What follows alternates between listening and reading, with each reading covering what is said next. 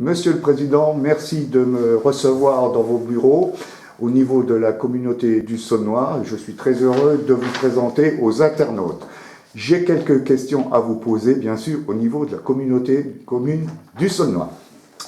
Je vais vous laisser la parole. J'aimerais bien savoir si vous pouvez présenter la communauté des communes du Saulnois. Je vous laisse. Alors longtemps, la communauté de communes du Saulnois a été la plus grande intercommunalité de France. Elle ne l'est plus depuis la nouvelle réforme territoriale qui a débuté il y a quelques années. Mais peu importe, donc nous sommes composés de 128 communes sur un territoire d'un peu moins de 1000 km². 128 communes qui auparavant représentaient 5 cantons et un arrondissement. Demain, aujourd'hui déjà les 5 cantons se sont regroupés en un seul, et demain l'arrondissement de Château-Salins sera confondu avec celui de Sarrebourg. Très bien. Quelles sont les compétences de la communauté des communes, Monsieur le Président? Alors, les compétences, il y en a deux sortes, je dirais. Il y a celles qui sont transversales, c'est-à-dire qui concernent toutes les commissions qui sont mises en place, donc, et qui représentent chacune des compétences. Ces trois commissions transversales sont la commission des travaux, la commission communication et les finances.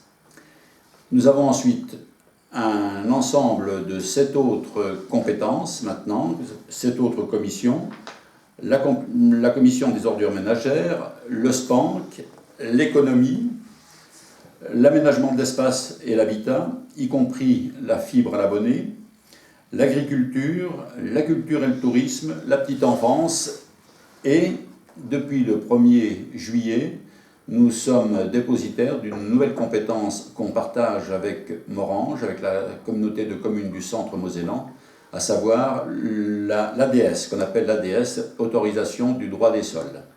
D'accord. Autrement dit, les permis de construire. Je comprends. J'ai une autre question concernant le personnel, s'il vous plaît, de la communauté du Saulnois. Oui, alors il faut savoir que la communauté de communes est un employeur important, si j'ose dire, puisque ça concerne plus de 75 personnes au total. Il y a 16 administratifs, il y a 22 membres des ordures ménagères et il y a 37 membres, 37 personnels pour la petite enfance. D'accord. Est-ce qu'au niveau du projet de territoire, j'aimerais vous poser bien sûr, développer 2 questions qui sont pour nos internautes très précieux. Mais on va d'abord commencer avec vous de parler des projets du territoire. Qu'avez-vous en vue? Alors, je ne vais pas entrer dans le détail, mais lorsque M. François Armand, le DGS, directeur général des services, est entré en fonction, je lui ai confié pour mission de monter ce projet de territoire qui venait conclure en fait une étude de territoire que nous avions lancée il y a 6 ans en arrière et qui devait nous permettre justement de préparer ce projet de territoire pour les années 2015-2020. C'est ce que nous avons fait, donc nous avons imaginé et confié des missions en accord avec tous les élus.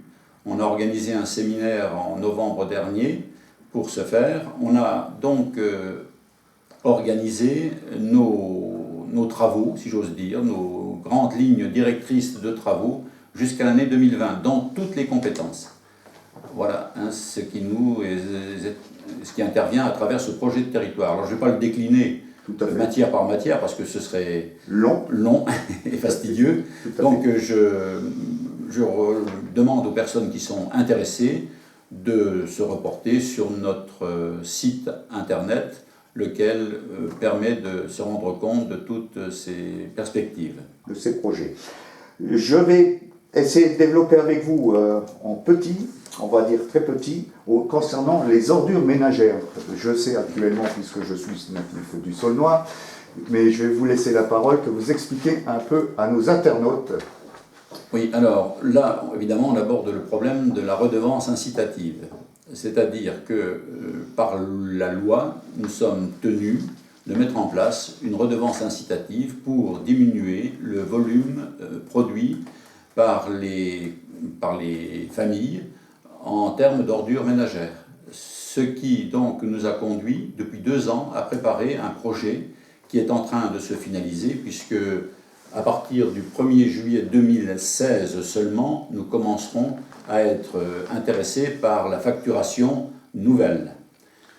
Dans une période transitoire, c'est-à-dire à partir du 1er juillet 2015 jusqu'en 1er juillet 2016, nous aurons une double facturation, l'une réelle basée sur la valeur de la part de chaque habitant, tout à fait, 82 €, et en même temps, je veux dire, on va donner aux habitants, dès le 1er janvier 2016, on va donner en même temps que la facture réelle, actuelle, on donnera la somme qui serait à verser en fonction du nombre de levées qui vont être effectuées pour chaque famille.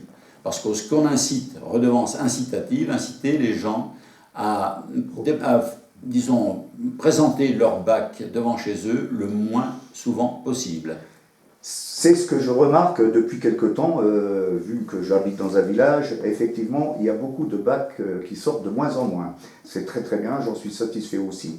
Mais le problème que je vois, je vous en ai parlé en privé tout à l'heure, c'est que ça y est, les ordures ménagères commencent à être dispersées sur les nationales. Je viens de le voir et je peux vous en montrer la preuve. Que faire ? Oui, alors là, c'est un problème très délicat, d'autant moins compréhensible pour l'instant que la redevance incitative n'est pas appliquée encore financièrement. Les gens ne payent pas encore. Et donc, le fait de mettre les bacs encore toutes les semaines ne pénalise personne. On indiquera simplement aux gens ce qu'ils payeraient si c'était le tarif qui sera appliqué à partir du 1er juillet 2016. Voilà, alors, c'est peut-être moins, mais c'est aussi une réalité. C'est vrai que la mise en place des déchetteries a déjà absorbé une partie du problème, mais il en reste encore, et c'est sûr qu'il va falloir lutter. Alors, la lutte n'est possible qu'à travers le dépôt de plainte pour atteinte à l'environnement, et les services de gendarmerie seront, disons, appelés à traiter des sacs qui sont mis là et seront en principe fouillés, enfin bref, pour trouver éventuellement des traces nous permettant de retrouver les auteurs du dépôt sauvage. Je vous avais parlé il y a quelque temps de ça, je vais reprendre juste ça, c'est toujours au niveau des ordures. Certaines personnes sont venues me voir en disant « Ah, on ne les paye pas cette année ». Pourriez-vous expliquer, ou ils ne savent pas lire la documentation que la communauté des communes du Saulnois a mis pour eux dans chaque boîte aux lettres, pourriez-vous parler ce cas, s'il vous plaît, qu'ils sachent bien que nous payerons quand même. Je vous laisse la parole, Monsieur le Président. Alors, je rappelle que jusqu'au 1er juillet 2016, on applique toujours l'ancien tarif. En réalité, les gens payent toujours 82 € par personne. C'est une chose acquise. Maintenant, dans une période transitoire, justement pour aider les gens et leur indiquer que l'effort qu'ils font leur permet de moins payer, c'est ce qui est demandé, eh bien, nous avons mis en place, je vous l'ai dit, une double facturation, mais celle-là, elle sera fictive jusqu'au 1er juillet 2016. Tout à fait. Voilà. Alors là, pour l'instant, nos services travaillent là-dessus, en fonction des premières données que nous avons depuis le 1er juillet. Ils vont travailler dessus de plus en plus, et je pense qu'à partir du 1er janvier 2016, nous serons en mesure de donner des indications assez précises. D'ailleurs, j'en ai parlé avec vous tout à l'heure en privé aussi, nous avons un nouveau ramassage à partir du 5 octobre. Tout est indiqué sur le site, bien sûr, de la communauté des communes, y compris le mien et y compris les autres qui citent. Maintenant, alors là, c'est le gros problème aussi que j'aimerais bien en parler pour les internautes du Saulnois. Que devient en ce moment au niveau de la FTTH, qui s'appelle bien sûr le haut débit? Pourriez-vous dire quelques mots à nos internautes, Monsieur le Président? Oui, alors le très haut débit. Donc le très haut débit a été un dossier qui a été engagé en même temps que le CRSD, c'est-à-dire le contrat de redynamisation des sites de défense, donc concernant Dieuze. Nous avions inscrit pour obtenir des aides conséquentes. Ce projet a démarré, puisque actuellement nous sommes en train d'équiper 26 communes de notre territoire. Ça ne fonctionnera pas encore, hein, mais l'infrastructure sera en place et sera prête à être mise en place dès que l'ensemble du territoire sera servi. Le reste, alors, l'évolution future. Le département a mis en place un syndicat ouvert à tous les territoires pour à la fois gérer le problème et deuxièmement obtenir les aides de l'État. L'État ne subventionnant plus qu'au niveau départemental. Si bien que, donc, nous avons adhéré à ce syndicat de l'aménagement numérique départemental. Donc c'est lui qui va prendre le relais. Nous avons travaillé sur ce premier morceau de territoire, ce qu'ils appellent des plaques.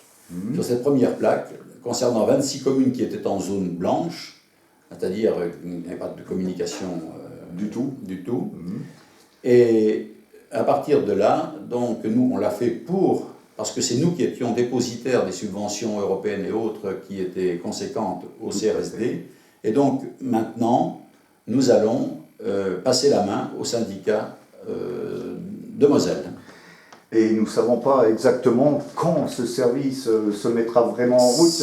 Y a-t-il une date? Il y a des dates. Il y a des dates, il y a une date. En fait, il y a une durée des travaux qui est prévue sur 5 ans. Sur 5 ans. Ils veulent faire tout le département sur 5 années. Ils sont en train de lancer l'appel à candidature pour la réalisation de tout le reste du territoire, sauf évidemment pour les volontaires, hein, pour les territoires volontaires. Il y a des territoires qui sont déjà plus ou moins équipés ou qui veulent travailler seuls, et ça, ils en ont la possibilité.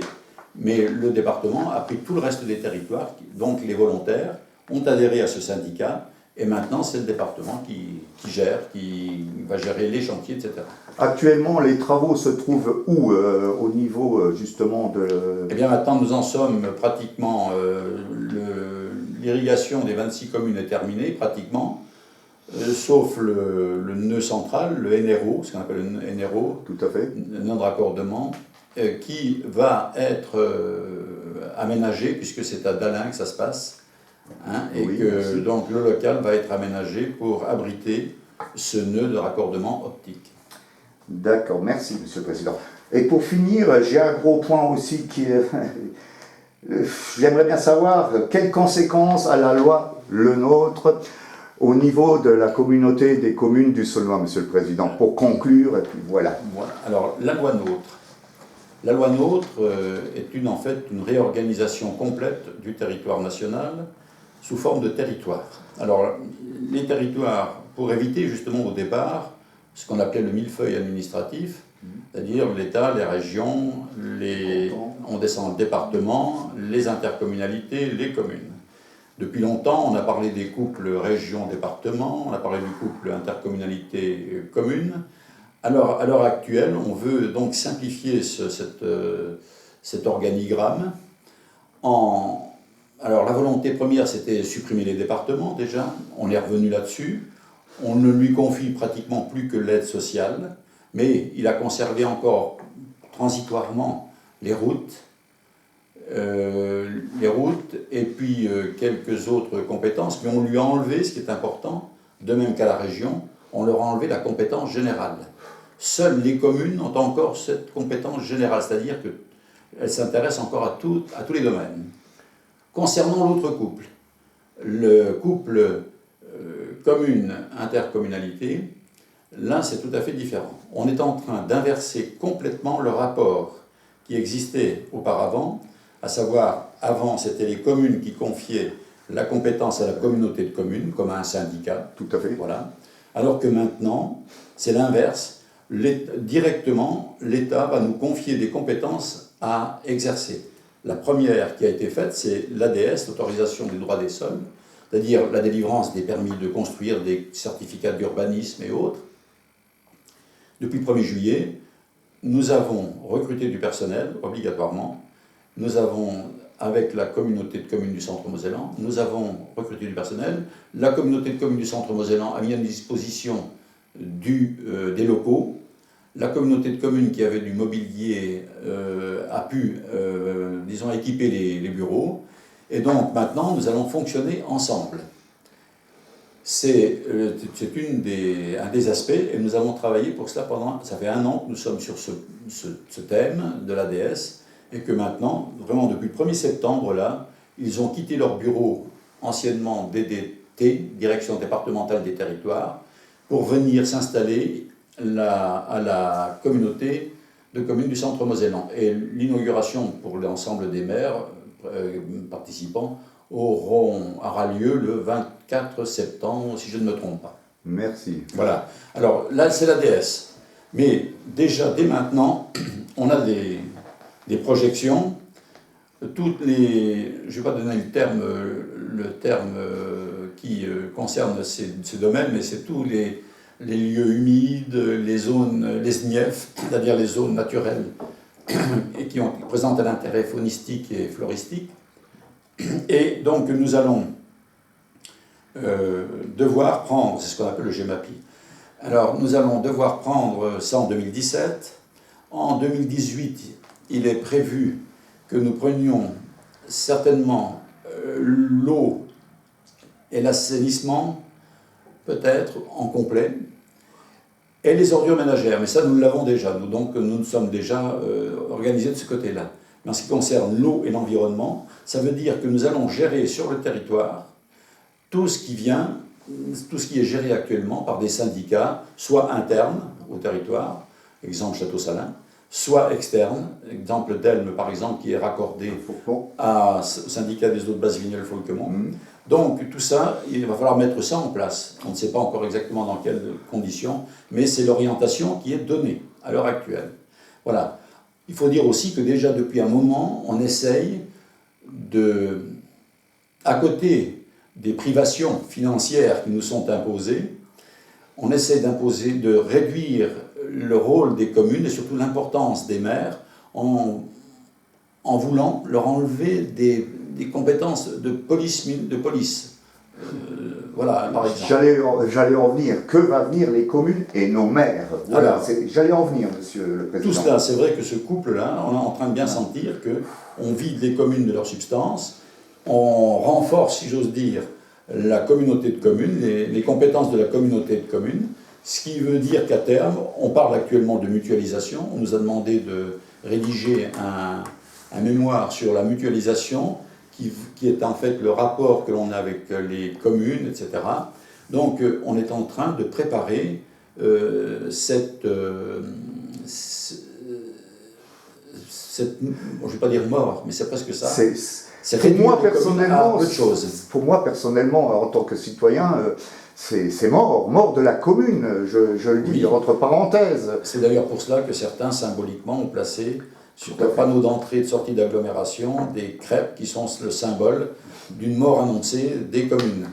Même si il est encore officiellement dit qu'il n'en est pas question, mais on sent bien que financièrement on nous étrangle. Et maintenant, sur le plan des compétences, des pouvoirs du maire, il y a une réduction qui est recherchée. Il y a des compétences qui sont retirées. On veut supprimer l'ensemble des syndicats qui existent sur le territoire et tout ramener à la communauté de communes. Donc la communauté de communes va devenir un gros ensemble, un immense ensemble qu'il va falloir mettre en place. Mais évidemment, ça ne va pas se faire en 1 an, mais je pense que dans la décennie qui vient, on parviendra à très près. C'est vrai qu'il semblerait que, d'après ce qu'on entend, les bruits, enfin ce sont des bruits, que la commune ne serait plus le siège que de l'état civil. Donc voilà, à peu de choses près. Mais ça veut dire que ces maires qui étaient des relais, on le pensait indispensables pour les citoyens, eh bien maintenant vont devenir des agents d'état civil peut-être encore autre chose, on leur conservera peut-être autre chose, mais on leur retire tout. Les cours d'eau sont partis, les routes vont partir également. Bref, on déshabille actuellement nos campagnes, nos villages pour donner à l'intercommunalité un pouvoir qui est maintenant imposé et non plus voulu. Bon, ben voilà, je pense que je vous remercie de m'avoir reçu, Monsieur Roland Geste, président de la communauté des communes du Saulnois, et je compte vous revoir bientôt dans d'autres circonstances. Merci beaucoup à vous. C'est avec plaisir, merci.